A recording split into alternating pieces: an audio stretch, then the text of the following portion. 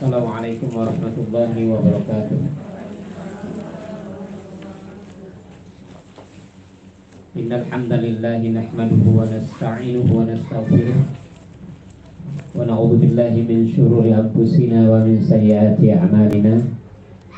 Man yahdihillahu fala mudilla lahu wa man yudlil fala hadiya lahu. Asyhadu an la ilaha illallah wahdahu la syarika lah wa asyhadu anna Muhammadan abduhu wa rasuluh sallallahu alaihi wa ala alihi wa sahbihi ajma'in wa man tabi'ahum bi ihsanin ila yaumiddin.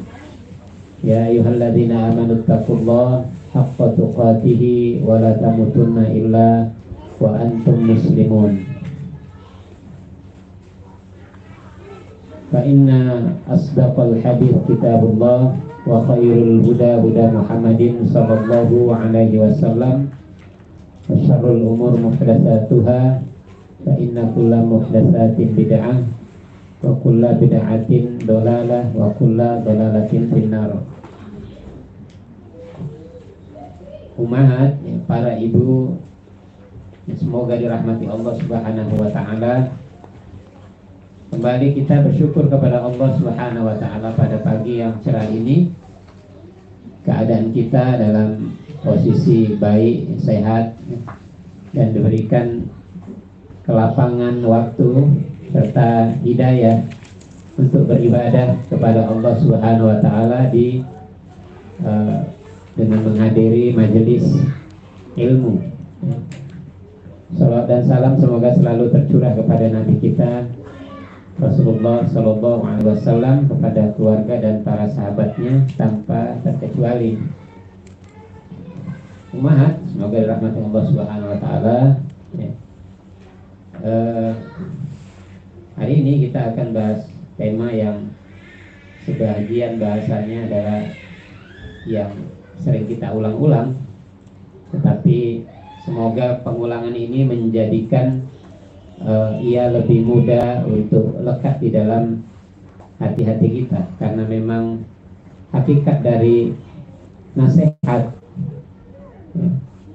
adalah untuk dikenang-kenang dan lekat di dalam hati supaya dia bisa menjadi pengawas dalam menjalani kehidupan kita yang gangguan yang bisa melencengkan tujuan hidup seorang hamba.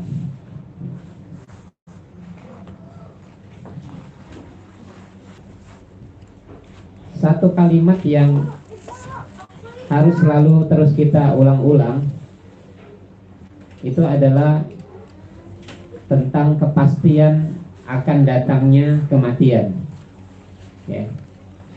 Karena ini adalah persoalan yang ada di hadapan kita.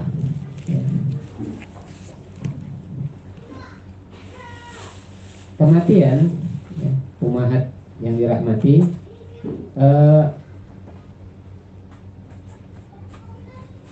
seandainya dihadapkan kepada kita beberapa opsi, yang opsi itu dapat kita lakukan dan dia memberikan keuntungan, tentu kita memilih satu opsi yang bisa kita pilih dan dia memberi keuntungan. Jadi misalnya dihadapkan kepada kita pilihan-pilihan terkait dengan masalah datangnya kematian. Pilihan pertama adalah lari dari kematian itu. Seru kan? Kalau misalnya kita bisa lari dari kematian, pasti kita milih kan? Bagaimana cara kita lari dari kematian? Bagaimana kita caranya sembunyi dari kematian? Tapi kalau ditanya atau ditawarkan opsi itu, apa mungkin opsi ini kita ambil? Ustadz, kita milih sembunyi aja, gimana caranya mengelak dari kematian supaya nggak mati-mati? Mungkin nggak? Jawabannya tidak mungkin, karena memang tidak ada satupun manusia di muka bumi ini yang bisa keluar dari urusan kematian. Artinya dia lari dari itu, dan memang sudah Allah tetapkan, ainama takunu yutrikumul mautu walau kuntum fi burujin musyayyada. Di mana saja kamu berada, kematian itu pasti akan mendatangimu walaupun kamu bersembunyi di balik benteng yang kokoh. Ini Allah yang menetapkan, yang mendatangkan kematian dan menakdirkan kematian kepada hamba sudah memponis, berikan statement ya kepada hamba bahwa tidak ada kemungkinan untuk bisa lari atau sembunyi dari kematian. Berarti opsi ini lewat, kita nggak mungkin pilih. Ya. Opsi kedua, seandainya ada ditawarkan kepada kita, wah kalau gitu balik aja lah ke rahim ibu, biar nggak jadi lahir misalnya. Nah, opsi ini pun tidak akan pernah ada seseorang yang sudah lahir diberikan nyawa balik lagi ke rahim ibu, nggak mungkin. Ya. Opsi yang ketiga adalah mau tidak mau menerima kematian, karena kematian adalah sesuatu kemestian yang datang, tetapi dengan cara men-setting bagaimana kematian yang akan datang itu adalah kematian yang indah. Kematian yang indah. Dan inilah yang sebenarnya selalu dibicarakan oleh para ulama, mereka para penasehat bagi kaum muslimin, supaya kita sekalipun tidak bisa lari dari kematian, tetapi menghadapi kematian dengan kematian yang indah. Itu salah satu tujuan dari kenapa orang belajar agama, diberi nasihat dan seterusnya, agar mendapatkan opsi ini. Atau opsi yang lain adalah opsi yang banyak juga dipilih oleh manusia, yakni dia sadar dia pasti didatangi kematian, tetapi dia nggak ambil peduli. Allah, matikan nanti, itu urusan belakangan mah. Nah, gitu. Kalau mati ya mati, dikubur ya sudah, tidur, gitu. Kalau belum mati ya belum mati. Ya, betapa banyak orang diberikan nasihat tentang ini, dia bilang, Allah, merokok nggak merokok ya kalau mati mati, ya kan? Jaga kesehatan sama nggak jaga kesehatan ya kalau memang takdirnya mati ya mati. Beribadah nggak beribadah ya kalau mau mati mati ya mati, apa susahnya tinggal kubur, sudah begitu. Nah, ini opsi-opsi yang diantaranya kalau ditawarkan kepada kita, ada opsi yang bisa kita ambil, ada opsi yang sama sekali tidak bisa kita ambil, kita sentuh pun tidak bisa. Ya, ini opsi 1 dan 2 tadi. Oleh karenanya umat, kalau satu keadaan di mana kita harus membicarakan tentang kematian, pasti opsi ketiga lah yang kita maksud, yakni mau tidak mau kita harus menerima takdir kematian itu, tetapi bagaimana men-setting kematian itu menjadi sebuah perpisahan yang indah dari dunia dan pertemuan yang indah kepada zat yang menetapkan kematian itu.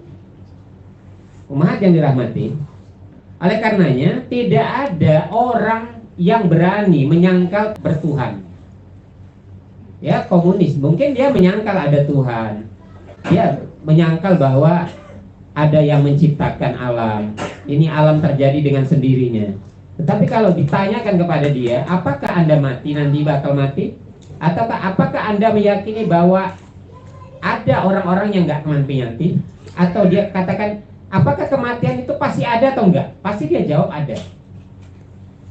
Ya, kenapa? Karena urusan kematian tidak perlu dibuktikan dengan dalil nakli sekalipun. Artinya didatangkan ayat atau hadis. Orang-orang yang berakal, yang melihat, memang kematian itu datang, ada.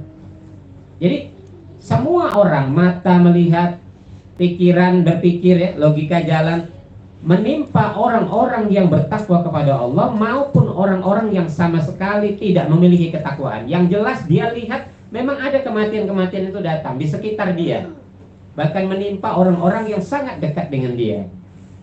Inilah yang menyebabkan kenapa tidak seorang pun berani menyangkal tentang kematian. Kalau ada orang semasa kini bilang, aku nggak percaya dengan kematian, pasti kita tuduh rame-rame dia itu gila. Orang gila pun mungkin tahu ada kematian.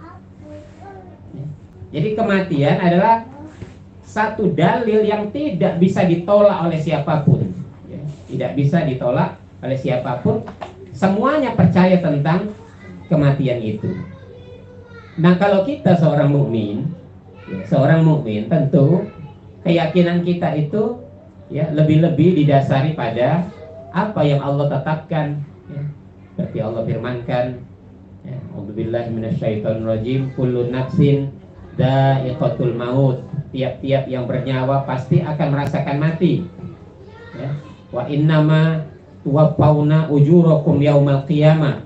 Dan sesungguhnya pahala-pahala kalian, ganjaran-ganjaran kalian itu disempurnakan pada hari kiamat. Maksudnya dihitung, dibalas. Ya. Paman zuhziha anin nar, maka barang siapa yang dia selamat dari siksaan neraka, wa udkhilal jannata, kemudian dia dimasukkan ke dalam surga, faqad faz. Inilah keberuntungan yang besar, inilah kesuksesan yang sesungguhnya. Ya, wa mal hayatud dunya illa mata'ul ghurur, dan tidaklah kehidupan dunia itu kecuali adalah kehidupan yang menipu. Artinya ada tetapi pendek. Sepertinya ada tapi seperti nggak ada. Ada tapi itu mengelewat saja, gitu. Oleh karenanya umat ya, yang rahmati Allah Subhanahu wa taala, kita sering membicarakan bahwa di antara tolok ukur seseorang itu dikatakan cerdas adalah dia sering ingat kematian, dia membicarakannya dan dia mempersiapkannya. Oleh karenanya ini, setiap orang yang hadir di satu majelis dan majelis itu sedang membicarakan tema kematian, sesungguhnya dia sedang mendidik dirinya untuk cerdas. Karena gak semua orang bisa cerdas, ya. Karena gimana dikatakan dia cerdas? Sesuatu yang pasti tidak bisa ditolak oleh akalnya, ya. Bahkan seorang pun tidak bisa menolaknya, tetapi dia sama sekali tidak peduli dengan kepastian yang pasti datang kepadanya. Ini kan kebodohan. Bahkan banyak orang yang gak mau ingat-ingatnya, ya. Tinggalkanlah kebiasaan dan budaya kita yang tabu membicarakan kematian. Tinggalkan itu. Kebiasaan kita kalau dibilang, kenapa kepalaku pusing ya? Jangan-jangan ini udah ajalku. Jangan ngomong kayak gitulah. Nah, gitu. Tabu. Ya. Jangan ngomong kayak gitulah. Nanti jadi doa beneran gitu. Padahal kematian itu hal yang memang harus selalu kita bicarakan dalam kehidupan kita. Orang dia datangnya bisa tiba-tiba. Ya. Siapa yang sangka? Kalau orang usia 28, 30, 29, ya, apalagi 18, menyangka dia akan mati. Ya. Kematian sesuatu yang sangat dekat, lebih dekat dari sangkaan-sangkaan kita. Ya. Jadi, ya, alhamdulillah ya. Tadi saya pikir orang pada ketakutan kalau bicara tentang kematian, nggak berani hadir. Ternyata banyak yang hadir ya. Jadi ini orang-orang cerdas kelihatan. Ya, Masya Allah.